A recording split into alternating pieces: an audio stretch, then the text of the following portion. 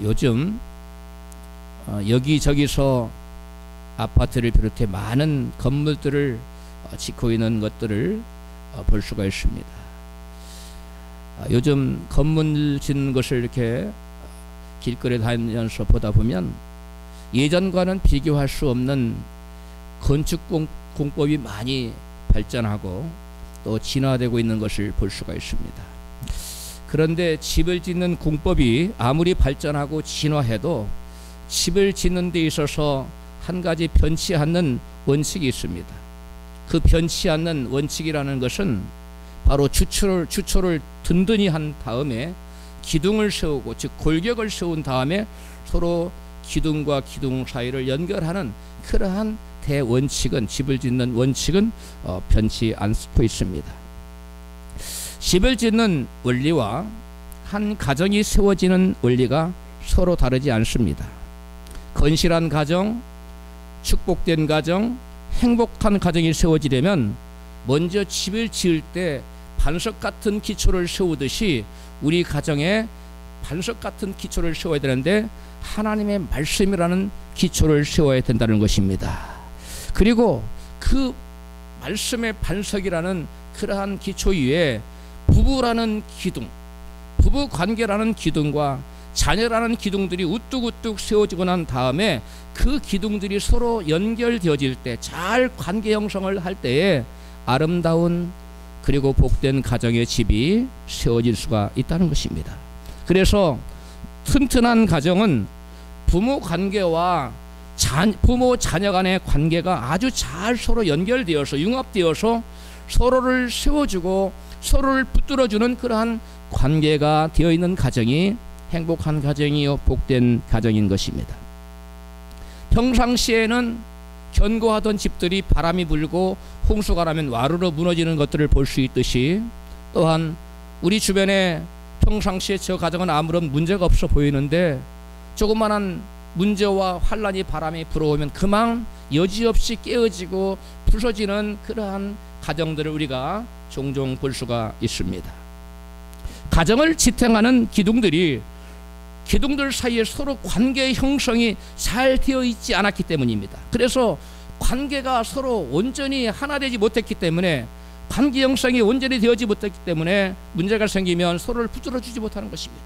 서로가 서로에게 힘이 되지 못하고 서로가 서로를 비방하고 판단하고 헐뜯기 때문에 가정이라는 집이 와르르 무너지게 되는 것입니다. 그러면서 사람들은 가정이 무너질 때 자기 가정의 불화와 불행의 원인을 서로 다른 성격 차이에서 찾기도 하고 서로 다른 가치관에서 찾기도 하고 또한 부부간의 성적인 부조화에서 찾기도 합니다. 그런데 우리가 꼭 기억해야 될 것이 있습니다. 세상 모든 사람 중에 나와 똑같은 사람은 단 한 사람도 있어요, 없어요? 없어요. 이 땅에 수많은 사람들이 존재하지만, 모래알 같은 수많은 사람들이 존재하지만 하나님은 모래알이 다 각각 모여, 한번 바닷가에 가서 보세요. 모래가 같은 것이 있는가? 같은 것 같지만 다 다릅니다. 마찬가지로 사람이 여러분 같은 것 같지만 각기 다른 모양을 띠고 있어요. 외모도 다를 뿐만 아니라 목소리도 다르고요. 여러분 그 다음에 그 생김새도 성격도 취향도 다 다릅니다. 이렇게 하나님께서는 다양성의 아름다운 인간을 지으신 다음에 서로 다르지만 서로 맞추어서 조화를 이루며 살라고 계획하신 것이 하나님의 뜻입니다. 할렐루야. 여러분 세상에 다른 것 중에 시멘트 가루와 모래처럼 다른 것이, 서로 다른 것이 있을 수 있을까요? 차이가 나도 너무 차이가 납니다. 시멘트 가루와 모래는 전혀 다른 성질을 가지고 있지요. 그러나 이게 웬일인지 그 전혀 다른 시멘트 가루와 여러분 모래 사이에 물을 붓고 잘 버무리면은 어떻게 됩니까? 결코 깨트릴 수 없는, 결코 나눌 수 없는 견고한 뭐가 되지요? 콘크리트가 돼요. 마찬가지로 아무리 성격이 다른 부부를 할지라도 말씀에 물을 갖다 붓고 잘 서로 섞기 위해서, 하나 되기 위해서 섞으면, 잘 저으면 여러분 어떠한 환난과 풍파가 닥쳐와도 결코 깨트릴 수 없는 견고한 콘크리트 같은 여러분 찰떡궁합의 부부가 되는 줄로 믿습니다. 오늘 본문은 이와 같은 가정, 그 어떠한 환난과 풍파와 비바람이 몰아쳐도 결코 흔들림이 없는 말씀의 기초 위에 세워져서 축복이 넘쳐나는 화목하고 행복한 가정의 모습을 이같이 증거하고 있습니다. 본문 시편 128편 1절 이하입니다. 여호와를 경외하며 그 말씀대로 행하는 자마다 복이 있도다. 내가 내 손이 수고한 대로 먹을 것이라. 내가 행복하고 형통하리로다. 내 집 내 실에 있는 내 아내는 결실한 포도나무 같으며 내 상에 둘린 자식은 어린 감람나무 같으리로다. 여호와께서 시온에서 내게 복을 주실지어다. 너는 평생에 예루살렘의 복을 보며 내 자식의 자식을 볼지어다. 이스라엘에게 평강이 있을지로다. 아멘. 하나님의 말씀을 가정의 기초로 삼고 말씀대로 살아가는 사람은 손대는 일마다 잘 되는 형통의 복이 임한다는 것입니다. 그 다음에 행복한 가정을 이루는 복이 임한다는 것입니다. 그 다음에 여러분 그러한 말씀의 기초 위에 세워져서 말씀의 물이 흘러넘치는 그러한 가정에는 여러분 결실한 포도나무 같은 아내가 딱 버티고 있어서 주렁주렁 열매를 맺고 또한 유익한 기름을 주는 여러분 감람나무 같은 자녀들이 여러분 번성하여 여러분 세워지는 그러한 복된 가정이 된다는 것입니다. 오늘 본문의 말씀 바로 이와 같은 복된 가정을 우리에게 소개해주고 있습니다. 말씀의 물이 흘러넘치는 그러한 가정은 절실한 포도나무 같은 아내가 있어서 그 가정에 포도 여러분 나무를 보면은 겉에서 보면은 무슨 열매가 안 보입니다. 그러나 같이 들어가서 포도밭 들어가서 내부를 보면은 그 포도수가 주렁주렁 맺혀 있지 않습니까? 마찬가지로 여러분 결실한 포도나무 같은 그 귀한 아내가 있는 가정 겉으로 봐서는 뭐 별로 보이지 않지만 그 가정 내부에 그 가정의 내부를 들어가 보면 그 가정에 복된 열매들이 주렁주렁 맺혀 있는데 믿음의 포도송이가 주렁주렁 맺혀 있고 감사의 포도송이 그 다음에 소망의 포도송이 행복의 포도송이와 사랑의 포도송이 그 다음에 여러분 물질의 포도송이가 주렁주렁 넘치는 화목히 넘치는 복된 가정이 된다는 것입니다. 할렐루야. 이 한 가정의 아내의 역할 한 가정의 이 어머니의 역할이 이와 같이 중요하다는 것입니다. 말씀 위에 세워진 가정의 자녀는 여러분 또한 감람나무 같다고 했는데 이 감람나무에는 우리 인간에게 아주 유익한 기름을 여러분 제공합니다. 인간에게 꼭 필요한 기름을 제공하는데요, 자녀들이 하나님의 축복을 받아서 건강하고 지혜롭게 자라서 성공하여 감람나무처럼 가정의 축복의 기름을 막 부어준다는 거예요. 저와 여러분 가정의 자녀들이 아름답게 성장하고 성공하여 여러분 가정에 막 감람나무 같은 축복 기름을 부어준다면 얼마나 복된 가정, 얼마나 축복된 가정입니까? 우리 하나님께 저와 여러분을 사랑하사 이와 같은 가정을 이루시기를 우리 하나님은 소원하고 계신 줄로 믿습니다. 결실한 포도나무 같은 아내와 감람나무 같은 자녀를 둔 축복받은 가정이 있는데요, 바로 고광림 전혜성 박사 가정입니다. 미국의 이민 가정에 한인으로부터 지금부터 약 50년 전에 이민을 간 가정이기 때문에 한인들이 거의 뭐 없을 때라고 합니다.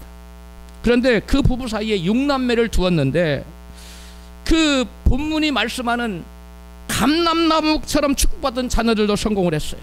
제가 이 본문 말씀 보면서 이분들의 그 간증이 떠올랐는데요, 이 여섯 자녀들이 정말 감람나무 같은 그 상에 들리운 감람나무처럼 아름답고 복되고 모든 사람 미국계 가정들의 모델 가정, 연구 가정입니다. 그런 가정이 한번 여러분 동영상 띄워주겠습니다. 자, 첫 번째는 D라고 써 떠오르요. 딸이에요. 고경신. 하버드대를 졸업하고 MIT 의학 박사를 받고 중앙대 화학과 교수로 지금 재직 중이에요. 지금까지. 두 번째는 아들인데 고경주. 예일대 의대를 졸업하고 매사추세츠 이게 참 어려워요. 예, 보건복지부 장관. 이거 읽을 때마다 가장 어려운 영어 발음입니다.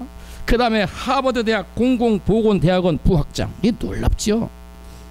매사추세츠 보건복지부 장관, 우리 한국 보건복지부 장관보다 몇 배나 그 예산이 많더라고요. 6,000조랍니다. 1년 예산이 직원만 6천여 명이 넘는답니다. 그런데 장관이 한국인 동양인 최초입니다. 그 다음에 세 번째도 아들인데 고동주 하버드대 졸업하고 하버드와 MIT에서 의학 박사와 철학 박사를 받았어요. 네 번째도 아들인데 고홍주, 이 사람이 가장 유명한 사람입니다. 하버드대를 졸업하고 하버드 로스쿨에서 법학 박사를 받고 예일대 법대 학장이면서 또 석좌 교수, 미국의 석좌 교수는 아무나 되는 게 아닙니다. 그 다음에 클린턴 정부의 인권 차관보, 한국 사람으로서 가장 높이 올라간 자리가 차관보, 네 분이 한국 사람으로 최초로 차관보 자리에 올랐어요. 그래서 헤럴드 고라고 해서 클린턴 정부에서 인권 IT 난민을 위해서 클린턴 행정부를 걸고 수를 해서 이겼어요. 그런데 이 사람이 워낙 이 인권에 대해서 당신 같은 사람이 이 나라에 반드시 필요하다고 픽업당했어. 남을 위해서, 어려운 사람을 위해서, 소수들, 그다음 핍박받는 사람을 위해서 일하는 사람이에요. 그래서 여러분 인권 차관보가 됐던 것입니다. 네 번째 아들은 아들이 아니라 딸이에요. 고경은인데 하버드대를 졸업하고 하버드대 법학 박사를 따고 콜롬비아대 교수를 거쳐서 예일대 법대 교수가 됐는데 석좌 교수가 됐어. 근데 미국의 유색인종 가운데 최초랍니다. 흑인들도 아무도 없었어요. 오로지 백인들만 석좌 교수가 하버드대에 있었는데 유색인종으로 최초로 석좌 교수가 됐어요. 예일대 법대는 세계 최고의 명문대가 예일 법대 중에서는 예일대 법대가 최고입니다.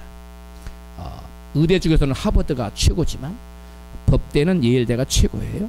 그 다음에 여섯 번째는 아들인데 고정주입니다. 하버드대 졸업하고 보스턴 뮤지엄 아트 미대에서 또 뉴욕 비주얼 아트 미대에서 MFA 그 분야의 최고의 학위를 받았어요. 여러분 매사추세츠주 보건복지부 장관, 하버드대학 공공보건대학원 부학장, 미 국무부 차관보 오르는 등 여러분 놀랍지 않습니까? 이게 어찌 이런 일이 있을 수 있을까 싶을 정도로. 그래서 미국 정부에서는 미국 교육부에서 이 가정을 미국 동양계 미국인의 성공적인 가정, 연구 가정으로 모델로 제시했어요. 연구함, 이 가정이 왜 이렇게 복을 받았을까? 이렇게 성공했을까? 어떻게 이 자네들 6남매가 하나 빼고 다 하버드를 나왔어요? 하나만 예일대 나왔고, 그리고 이 가정의 박사학위가 11개예요. 그것도 전부 다 PhD로. 이 놀라운 겁니다. 여러분이 생각하는 것처럼 미국에서 박사를 따는 거 쉬운 게 아닙니다. 제가 박사학위 받으면서 머리가 다 빠졌는데요. 지금 염색을 해서 머리도 하얘지고, 보통 힘든 게 아니에요. 밤을 새워가며 공부를 해야 되는데 이 사람도 이렇게 놀라운, 제가 공부할 때고 또 다른 형편이었어요. 이분들이 공부할 때는 어려울 때였어요. 여러분 놀라운 역사가 나타나. 본문은 이와 같이 결실한 포도나무 같은 아내가 있고 감람나무 같은 자녀들을 둔 행복한 가정을 세우는 원리를 이와 같이 말씀하고 있습니다. 첫 번째 원리는 말씀의 반석 위에 가정을 세워야 한다는 것입니다. 다 같이 한번 따라 합시다. 말씀의 반석 위에 가정을 세워야 한다.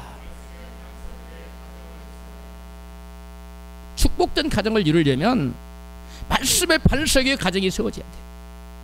집을 지을 때도 여러분 단단한 기초를 한 다음에 여러분 집을 짓지 않습니까? 여러분 제가 집 짓는 걸 봤더니 올라가는 건 금방 올라가요. 기초를 닦는데 이게 오래 걸려요. 마찬가지입니다. 가정도 든든한 가정, 축복된 가정을 세우려면 기초를 든든히 세워야 되는데 그 기초를 뭘로 세워야 된다고요? 말씀. 우리 어떤 기초의 말씀에 세워야 될까? 에베소서 5장 18절 본문입니다. 같이 슬피하지 말라. 이는 방탕한 것이니 오직 성령의 충만을 받으라. 시와 찬미와 신령한 노래들로 서로 화답하며 너희의 마음으로 주께 노래하며 찬송하며 범사에 우리 주 예수 그리스도의 이름으로 항상 아버지 하나님께 감사하며 그리스도를 경외함으로 피차 복종하라. 아멘. 여러분 집을 지을 때 기초가 바로 놓여 있지 않으면 기둥들이 제대로 설 수가 없습니다. 삐딱하게 쓰고 또 기초가 흔들리면 기둥이 좌우로 흔들리겠죠. 또 기초가 흔들리면 기둥과 기둥을 연결한 연결도도 떨어져 나가기 때문에 여러분 서로가 서로를 붙들어줄 수가 없습니다. 그래서 결국은 집이 무너집니다. 마찬가지로 축복되고 행복된 가정을 세우고자 할 때 가정의 기초 되시는 말씀 하나님과의 관계가 너무나 중요합니다. 본문 에베소 5장 18절로 21절까지는 가정의 기초인 하나님과의 관계를 어떻게 설정할 것인가를 보여주는 말씀입니다. 세상 술에 취하지 말고, 세상에 취하지 말고 성령 충만한 가정, 예배하는 가정, 감사하는 가정, 피차에 다 하나님께 복종하는 가정이 되라고 말씀하고 있어요. 따라합시다. 성령 충만한 가정, 예배하는 가정, 감사하는 가정, 하나님께 복종하는 가정. 이런 가정이 여러분 하나님과의 관계를 올바로 한 가정이요, 가정을 말씀의 기초 위에 세운 가정인 것입니다. 이것이 여러분 축복되고 행복한 가정을 세우는 기초공사입니다. 기초공사가 부실하면, 바람이 불고 홍수가 나면 집이 곧 무너집니다. 고광님 아까 전혜성 박사 가정이 하나님을 여러분 기도와 예배로 아침마다 모여서 기도하고 밥상머리에서 돌아가면서 기도하고, 또 애들은 교회 수련회 때마다 막 애들을 딸려 보내고 하나님을 섬기는 자녀들로 키우기에 아주 애를 썼습니다. 그리고 그 자녀들로 하여금 하나님을 사랑하고, 또 가족끼리 서로 사랑하고, 또 이웃에 나가 세상에 나가서 이웃을 사랑하는 섬기는 자녀들이 되도록 끊임없이 교육하고 훈련을 시켰어요. 그래서 축복된 가정이 된 것입니다. 우리 모두 하나님과의 관계를 올바로 한, 하나님 말씀을 가정의 기초로 세워서 복된 가정을 세우는 저와 여러분 되시기를 주 이름으로 축원합니다. 다음 원리는 말씀을 적용하여 부부관계의 조화를 이루라는 것입니다. 부부관계가 조화를 이루려면 아내의 역할이 중요하다고 성경은 말씀하는데요. 본문 에베소서 5장 22절입니다. 아내들이여 자기 남편에게 복종하기를 주께 하듯 하라. 이는 남편이 아내의 머리됨이 그리스도께서 교회의 머리됨과 같음이니 그가 친히 몸의 구주시니라. 교회가 그리스도에게 하듯 아내들도 범사에 그 남편에게 복종할지니라. 아멘. 이런 말씀을 하면 어떤 사람은 지금 때가 어느 때인데 이런 말씀을 하십니까? 할 분들이 있을지 몰라요. 요즘 우리는 기술, 문화, 풍습, 유행이 여러 급속도로 변하고 절대적 가치가 사라지는 혼돈의 시대에 우리가 살고 있습니다. 모든 것이 변하는 이 시대에 우리가 꼭 붙잡아서 살아야 할 변하지 않는 한 가지가 있는데 그것은 곧 하나님의 말씀입니다. 그러므로 끊임없이 변하는 이 시대를 본받으면 우리는 망합니다. 망하지 않으려면 하나님 말씀으로 우리는 변화를 받으라고 성경은 말씀합니다. 죽은 물고기는 아무리 커도 세상의 조류를 따라가면 죽듯이 여러분 물결을 따라갑니다. 그러나 살아있는 물고기는 여러분 아무리 작아도 숭사리가 물을 치고 올라갑니다. 마찬가지로 영적으로 살아있는 사람은 세상의 조류를 따라가지 않고 하나님 말씀을 붙잡고 세상에 거슬려서 대차게 살아가는 줄로 믿습니다. 이 세대는 여권 신장의 목소리가 날로 높아져 가고 있습니다. 그래서 그 결과로 여성들이 날이 갈수록 더 행복해지고 있습니까? 물론 남녀는 평등합니다. 그런데 남녀 평등을 오해해서 가정에서 부부의 질서마저 깨트리게 되어서 오늘날 수많은 가정이 깨어지고 있습니다. 가정에서 남편의 권위가 무너지자 이혼은 급증하고 자녀들이 탈선하여 청소년 문제가 여러분 사회의 큰 문제로 대두되고 있습니다. 미국 시카고 청소년 문제 연구소에서는 그 청소년들의 범죄 원인이 어디 있는가를 그 수많은 청소년 범죄자들을 대상으로 연구조사를 실시했습니다. 특별히 그들의 가정 환경에 주목했는데요. 그들이 그 수많은 청소년 탈선하는 범죄를 저지른 청소년들을 조사 연구한 결과 한 가지 공통점이 나왔다고 합니다. 그것은 뭐냐면 그 탈선한 청소년들, 문제를 일으킨 그 청소년들의 가정 환경은 어떤 가정 환경이었냐면, 남편의 권위, 아버지의 권위가 세워져 있지 않고 어머니가 아버지보다 더 큰 권위를 가지고 가정을 좌지우지한 가정의 자녀들이었다는 것입니다. 어머니의 권위가 아버지의 권위보다 강한 가정은 어린 아이들 마음속에 무서운 반항심이 싹튼다는 것입니다. 어머니가 아버지의 말에 순종하는 가정에서 자란 자녀들은 자연스럽게 순종 의식이 길러지는 데 반하여, 어머니가 아버지의 말에 불순종하는 모습을 보고 자란 자녀들은 마음속에는 반항심이 싹트서 권위를 거역하고 반항한다는 것입니다.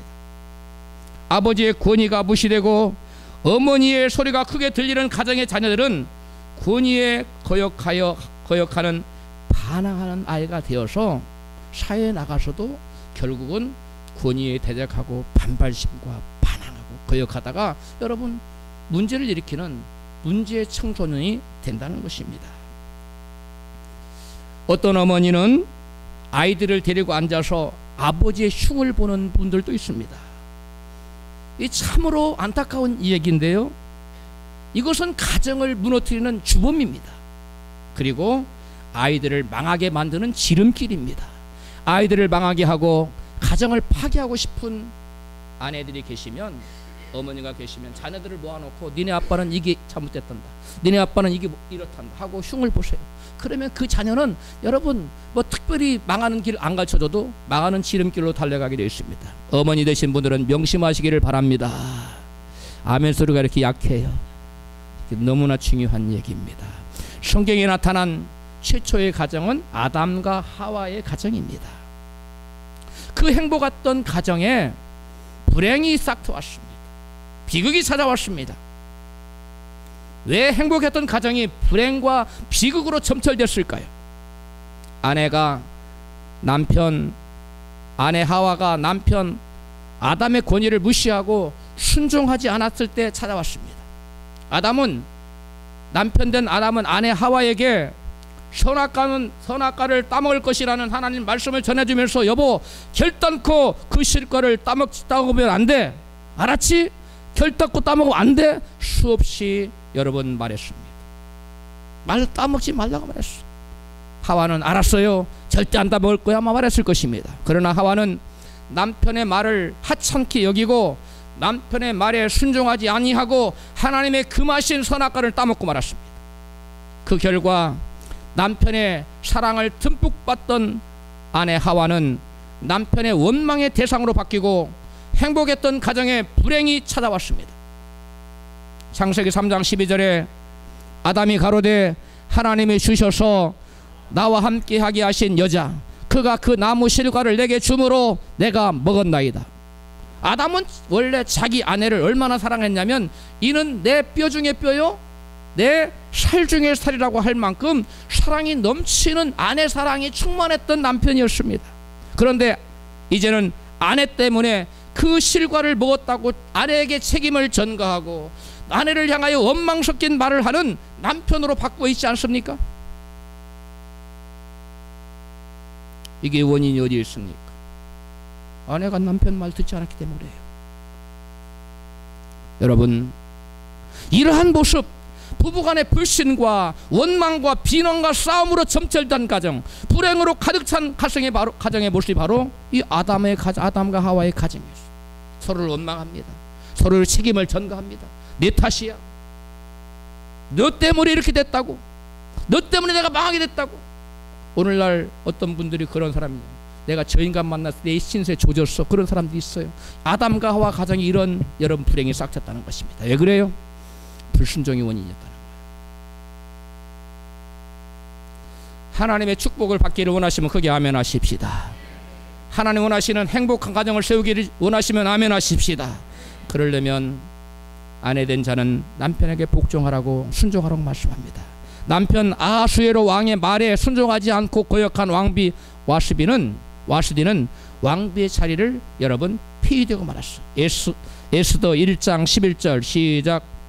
왕후 와스디를 청하여 왕후의 면류관을 정지하고 왕이 앞으로 나오게 하였으나, 그러나 왕후 와스디가 내 시에 전하는 망명을 쫓아오기를 싫어하니 왕이 진노하여 중심이 불붙는 듯 하더라. 아멘. 그래서 결과가 어떻게 됐습니까? 신하들이 그 왕비를 그냥 두면 안 된다. 온 나라의 부인들이, 아내들이 남편을 불순종하고 남편을 업신여길 것이구나. 왕비의 자리를 폐하소서. 그래서 여러분, 왕비의 자리가 피해되고 그 자리에 누가 대신 앉았습니까? 바로 예수도가 그 자리에 왕비의 자리를 차지하게 됐지 않았습니까? 남편의 말을 거역한 아담의 아내 하와는 남편을 가정을 불행한 가정으로 만들었어. 남편의 말에 거역했던 와스디 왕비는 왕비의 자리를 폐위되고 아내의 자리마저도 떼어쫓기게 말았어. 여러분, 부부간에는 서로와 서로의 역할이 있습니다. 남편 된, 아내 된 가장 아내 된 행복한 자리는 남편을 받드는 것입니다. 남편의 권위를 세워주고 남편에게 순종한 아내들이 되시기를 주의 이름으로 축원합니다. 부부가 서로 세워주며 서로 존중하는 모습은 아이들에게 결정적인 영향을 미치게 됩니다. 6남매 자녀를 세계적인 성공한 가정으로 키워서 미국 교육부의 연구 대상의 가정으로 만든 이 전혜성 박사는 어머니 역할, 아내 역할을 이렇게 말합니다. 띄워주세요. 같이 한번 읽을까요? 시작. 어머니가 아이의 아버지인 남편을 존중하지 않으면 아이 역시 아버지의 권위를 인정하지 않는다. 그러면 아버지의 가르침에 힘이 실릴 수 없다. 어머니는 아버지가 아버지 역할을 할 수 있도록 가장의 권위를 세워줘야 한다. 어머니가 아버지를 무시하는데 아이들이 선뜻 아버지의 권위를 따를 리 없지 않은가? 아이들 아버지에게 가정의 권위를 세워줘야겠다 이렇게 생각하자 서운한 일이 있어 생겨도 마음을 돌릴 여유가 생겼다. 남편과 의견 차이가 있을 때도 화는 치밀어 오르지만 나는 어머니이고 남편은 아버지라는 사실을 떠올리곤 했다.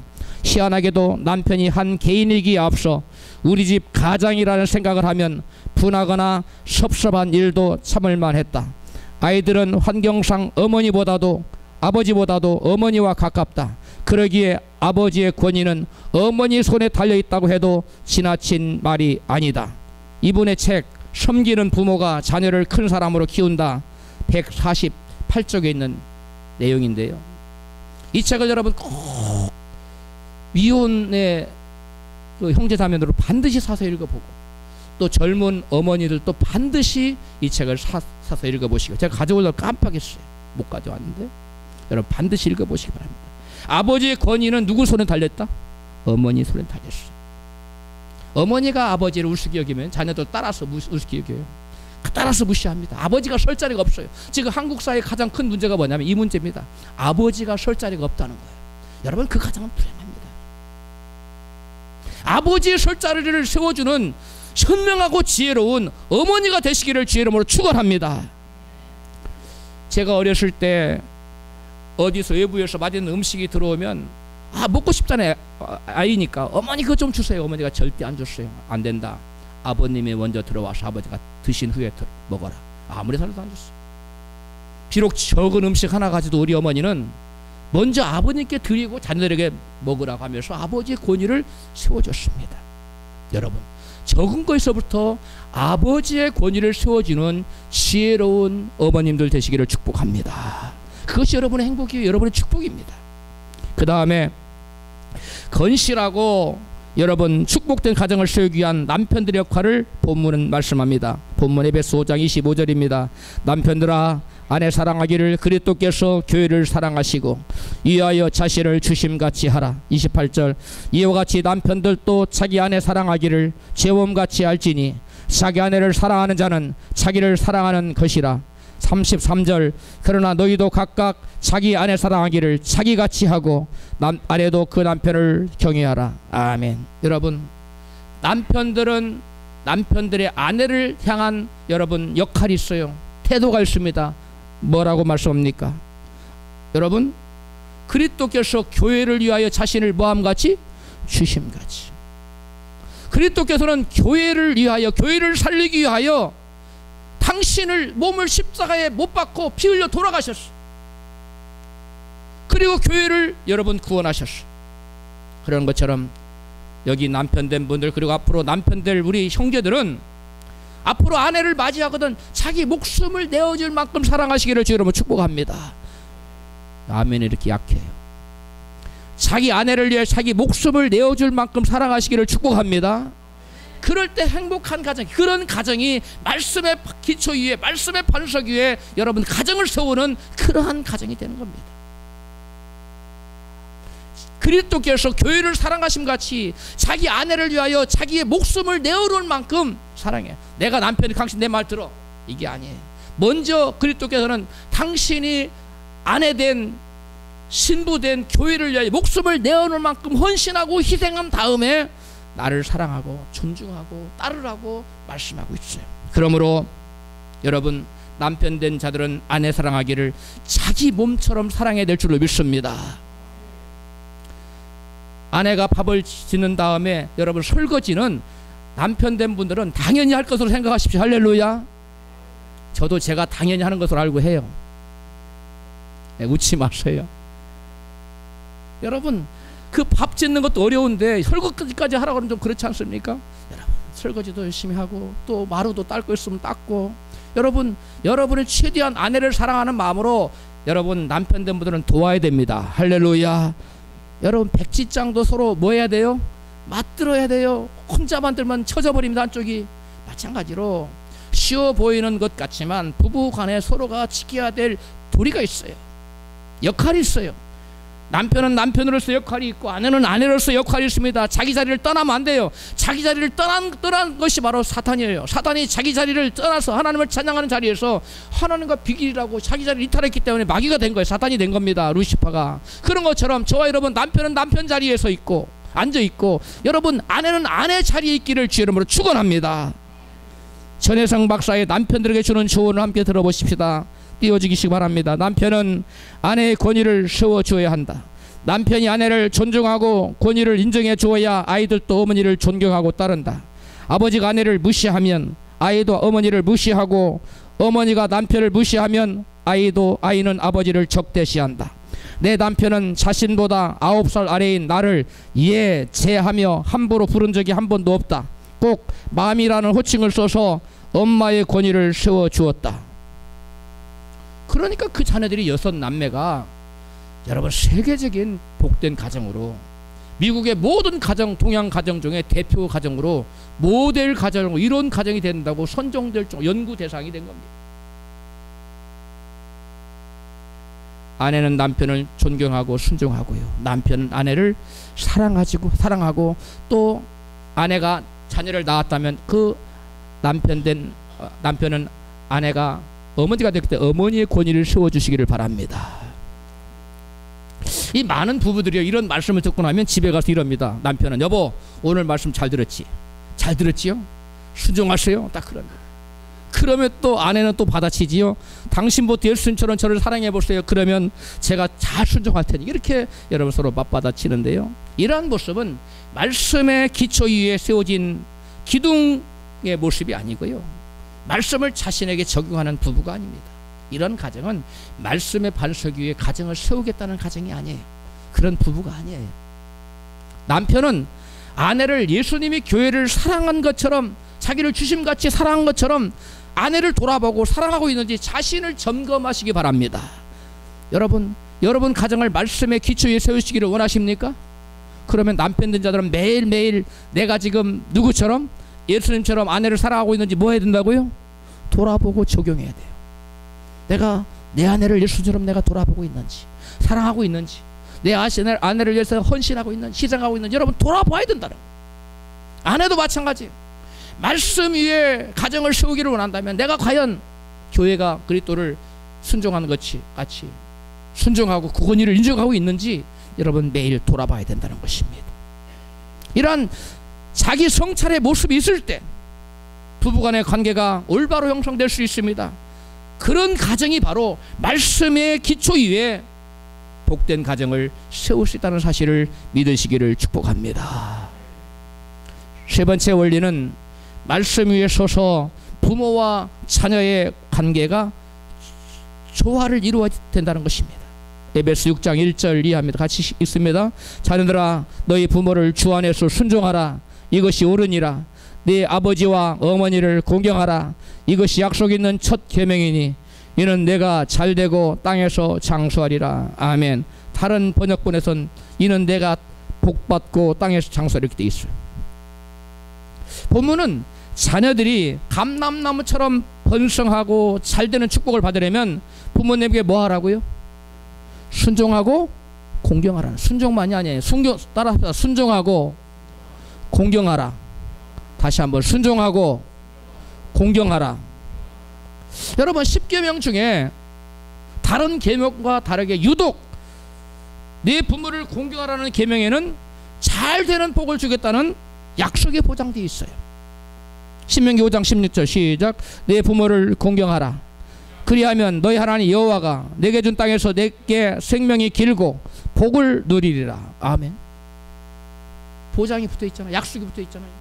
부모를 공경하면 뭐 한다고? 내가 땅에서 잘되는 복을 받는다. 여러분, 저는 이 책을 읽으면서 섬기는 부모가 자녀를 성공시킨다. 이 책을 전혜성 박사의 책을 읽으면서 야, 자녀들이 이렇게 잘 도대체 원인이 어디 있을까? 도대체 이 원인이 어디 있을까라고 의아하게 생각하면서 궁금증을 가지고 읽었는데요. 책을 읽다 보니까 답이 나와 있더라고요. 답이 있어요. 같이 읽습니다. 같이 시작. 장남이었던 남편은 고학생 시절에도 부모님을 모시는 죄송스러움을 대신하여 은행에서 돈을 빌려서라도 부모님에게 다달이 송금했다. 나중에 알게 되었지만 우리 시아버님은 아무 말씀 없이 그 돈을 차곡차곡 모아 놓으셨다가 당신 돈까지 보태어 아들 이름으로 땅을 사 놓으셨다고 한다. 이 분은 책이 56페이지에 나와 있는 책인데, 고학으로 공부하며 돈 벌어가면서 지금 공부하는 거예요. 자력으로 공부하면서 자신의 학비 내고 삶을 꾸려가기도 벅찼을 텐데 그럼에도 매달 부모님에게 다달이 뭐 했다고요? 용돈을 송금했어요. 돈이 미치 없을 때 은행에서 가서 빌려서라도 송금했다는 거예요. 이거 쉬운 일입니까? 쉬운 일이에요? 결코 쉬운 일 아닙니다. 미국에서 공부하는 거 쉬운 거 아닙니다. 수많은 사람들이 입고 와서 공부하기를 따르고 공부하지만 돈 때문에 못해요. 중같이 하는데 그 어려운 과정에도 꼬박꼬박 매일매일 매달에 여러분 부모님한테 용돈을 송금해 드렸다는 거예요. 여러분 부모를 공경하면 네가 땅에서 뭐 한다고요? 잘되고 복되고 장수하리라. 그 말씀이 여러분 조금도 틀림없다는 것을 이분 가정에 여러분 여실히 드러나지 않았습니까? 그대로 성취됐을 때가 되니까 하나님께서 얼마나 기뻐하셨을까. 자기도 지금 꾸려가기 힘든데 매달 부모님 생각해서 용돈을 보내드리는 그것을 하나님 보시고 감동을 잡수시고, 에?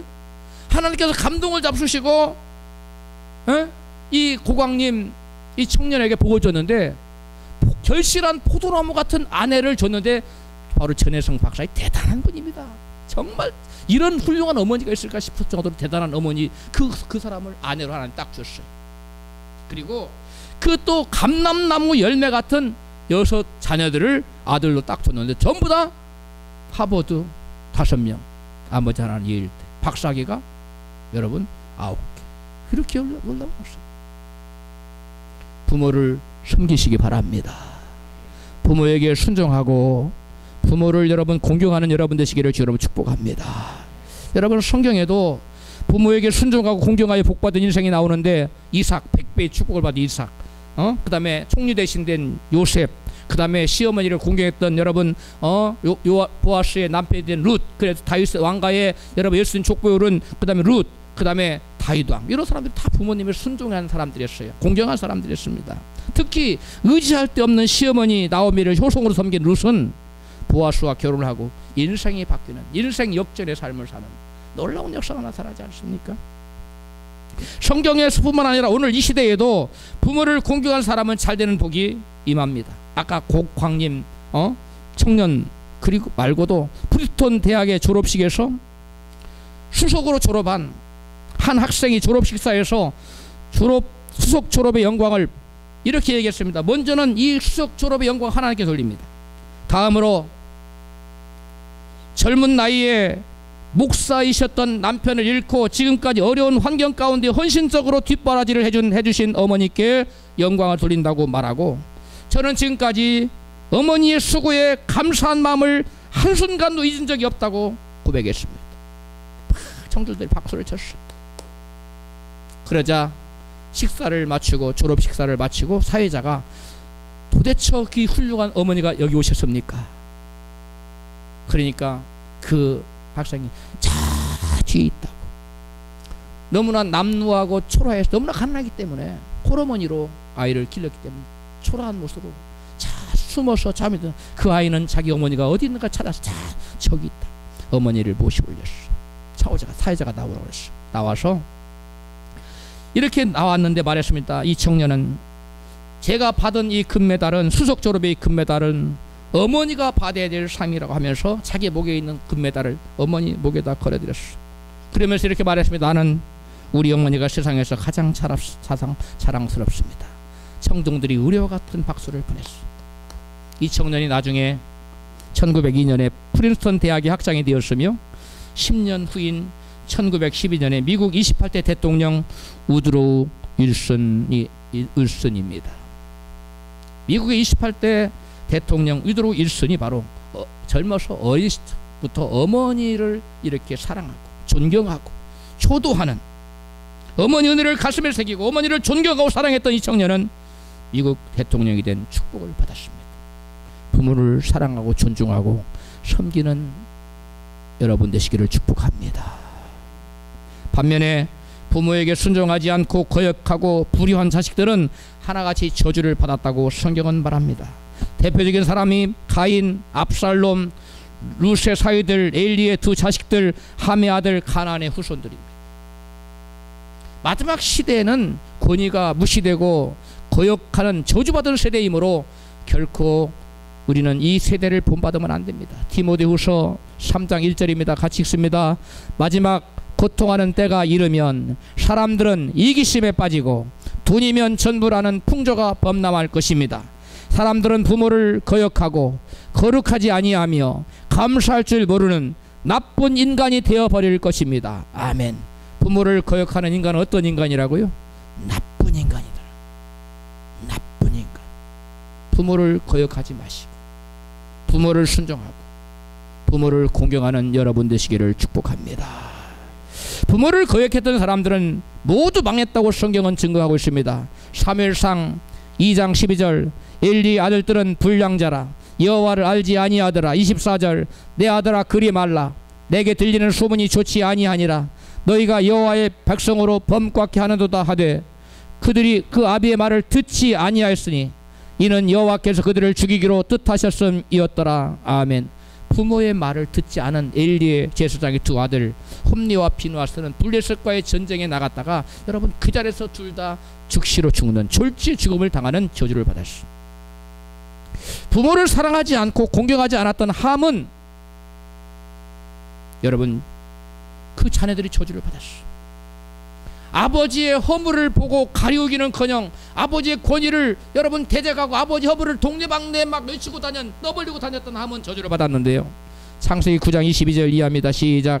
가나안의 아비 함이 그 아비 하체를 보고 밖으로 나가서 두 형제에게 고하매 셈과 야벳이 옷을 취하여 자기들을 어깨에 메고 뒷걸음쳐 들어가서 아비의 하체를 덮었으며 그들이 얼굴을 돌이키고 그 아비 하체를 보지 아니하였더라. 노아가 술이 깨어 그 작은 아들이 자기에게 행한 일을 보고 이에 가로되 가나안은 저주를 받아 그 형제의 종들의 종이 되기를 원하노라. 아멘. 아버지의 권위를 없인 여기고 아버지의 허물을 여러분 보고 그 허물을 가리우기는커녕 그 허물을 여러분 낱낱이 들춰내고 손절하고 다녔던 이 함의 후손들은 저주가 임했는데요. 여러분 성경에 보면 가나안 족속들이 이스라엘한테 나중에 멸망당하지 않습니까? 처참하게 살육당하지 않습니까? 오늘날 이 가나안 후예들은 대부분 이집트 여러분 그리고 저 흑인들 이런 사람들 가나안 족속들이에요. 후예들이에요. 김남일 박사는 노아의 저주는 노아가 그 함의 자녀들을 저주한 것은 단지 함의 아들을 지어주었다기보다 함의 죄의 열매가 그 아들 가운데서 특별히 가나안 후손들에게서 나타날 것이라는 예언적 성격으로 보아야 할 것이라고 해석했어요. 무슨 말이에요? 부모의 잘못을 여러분 지적하고 그 권위에 불순종한 그 함을 행위를 하나님 기뻐하지 않았다는 거예요. 그래서 노아로 하여금 예언적 말을 하게 하고 그 실제로 그러한 그 후예들은 잘못됐다는 거예요. 저주가 임했다는 거예요. 부모를 마음을 아프게 하고 부모의 불순종을 하게 하는 것은 누가 기뻐하지 않는다? 하나님이 기뻐하지 않는다는 거예요. 왜? 부모를 순종하는 것은 하나님을 순종하는 것이요, 부모를 거역하는 것은 하나님 걸 거역하는 것이요, 여러분 부모를 사랑하는 것은 하나님을 사랑하는 것이요, 부모를 섬기는 것은 하나님을 섬기는 것. 눈에 보이는 바 형제를 사랑치 않는 자가 보이지 않는 바 하나님을 사랑한다는 것은 거짓말을 하는 자라고 성경을 말씀하고 있습니다. 눈에 보이는 부모를 거역하는 자가 어떻게 하나님을 순종할 수 있으며, 눈에 보이는 여러분 부모를 순종하지 않고 부모에게 효도하지 않는 자가 어떻게 하나님께 효도할 수 있겠습니까? 거짓말입니다. 있을 수 없는 일입니다. 하나님을 사랑하십니까? 부모님을 사랑하십시오. 하나님께 순종하기를 원하십니까? 부모님께 순종하십시오. 하나님을 공경하기를 원하십니까? 부모님께 공경하십시오. 그런 자에게 하나님께서 생각지도 못한 여러분 고광님 박사 가정과 같은 그런 놀라운 복이 임한다는 사실을 믿으시기를 바랍니다. 신명기 27장 16절입니다. 그 부모를 경홀히 여기는 자는 저주를 받을 것이라 할 것이요 모든 백성은 아멘 할지니라. 아멘. 부모를 경홀히, 부모를 업신여겨, 부모를 우습게 여겨요, 하찮게 여겨요.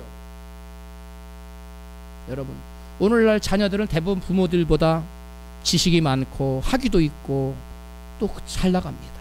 그래서 부모를 업신여기는 자녀들이 적지 않겠어. 그러면 안 돼요. 부모님이 아무리 못나서도 저와 여러분을 낳아주신 분입니다. 그 부모를 존귀하게 여길 때 하나님께서 그러한 자를 기뻐한다는 사실을 믿으시기 바랍니다. 여러분 복 받는 거 어렵지 않아요. 부모 잘 섬기면 돼요. 공경하면 됩니다. 자기 쓸 돈을 모아서라도 섬기면 돼요. 오늘 말씀을 듣는 중에 나는 섬겨야 할 부모가 이미 돌아가시고 없는데 어떡합니까 하는 분들이 계실 거예요. 디모데전서 5장 4절 이하에 말씀합니다. 같이 읽습니다. 만일 어떤 과부에게 자녀나 손자들이 있거든 저희로 먼저 자기 집에서 효를 행하여 부모에게 보답하기를 배우게 하라. 이것이 하나님 앞에 받으실 만한 것이니라. 아멘. 하나님께서는 하나님을 사랑하는 증거로 부모에게 효도할 것을 요구하고 계세요. 하나님을 사랑하는 증거로 뭐 할 것을? 부모에게 효도할 것을. 하나님, 내가 하나님을 사랑합니다. 그래서 부모를 하찮게 여겨요. 부모에게 순종하지 않아요. 부모를 공경하지 않아요. 하나님은 거짓말하지 말아라. 네가 어찌 나를 사랑한다고 말할 수 있느냐? 네 부모부터 공경하라. 네 눈에 보이는 부모부터 하찮게 여기지 말고 불순종하지 말고 하나님을 섬기듯 잘 섬겨라. 그러면 내가 네게 복을 주겠노라. 그러면 네가 나를 사랑한다고 하는 말을 내가 인정하겠노라. 주님은 그렇게 말씀하세요. 부모님의 이 세상에 더 이상 계시지 않는 분들은 여러분 어떻게 해야 될까요?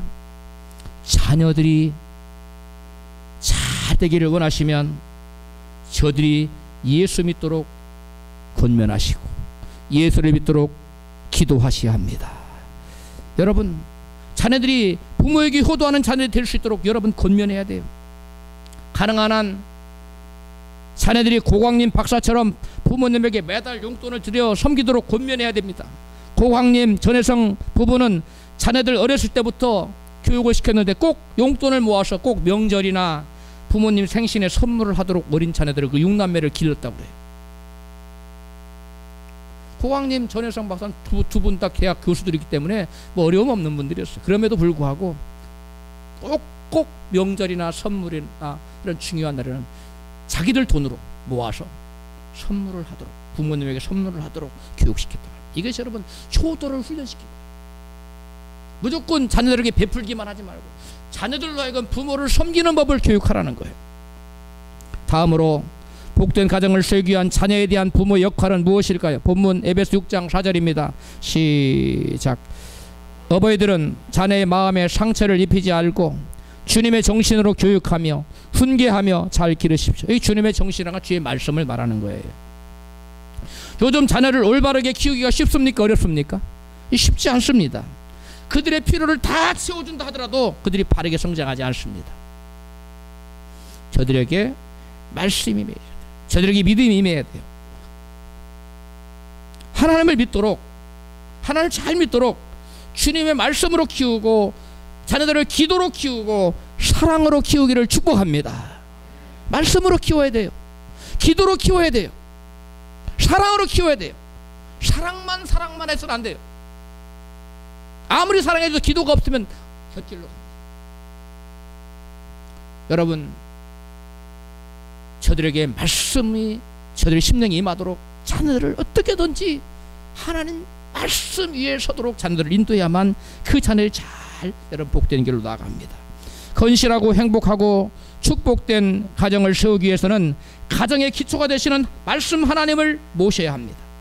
남편은 아내를 자기 몸처럼 사랑하고 아내는 남편에게 순종하고 가정의 권위를 세워줘야 합니다. 자녀는 부모에게 순종하고 부모를 공경하는 자가 되고 부모는 자녀를 주님의 말씀과 기도와 사랑으로 기르려 합니다.